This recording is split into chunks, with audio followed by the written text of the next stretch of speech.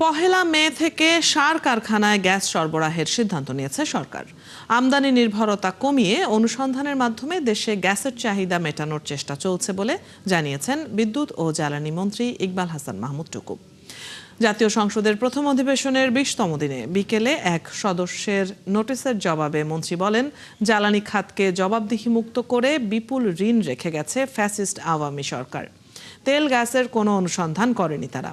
কৃষি খাতের কথা চিন্তা করে সার উৎপাদন ঠিক রাখতেই পহেলা মে থেকে কারখানাগুলোতে গ্যাস সরবরাহের কথা জানান বিদ্যুৎ ও জ্বালানি মন্ত্রী।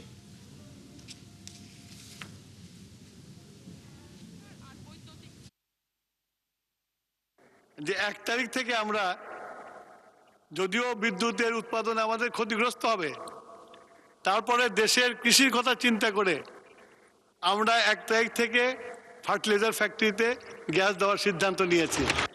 আমরা এখন সিদ্ধান্ত নিয়েছি আমাদের দেশীয় গ্যাস ফিল্ডগুলোতে অনুসন্ধান করে এবং আমাদের দেশীয় গ্যাস ফিল্ড যেগুলো পরিত্যক্ত হয়ে গেছে তার মধ্যে যে লেফটওভার গ্যাস আছে সেগুলোকে উত্তোলন করে আমাদের ডোমেস্টিক চাহিদা মেটানোর চেষ্টা করব।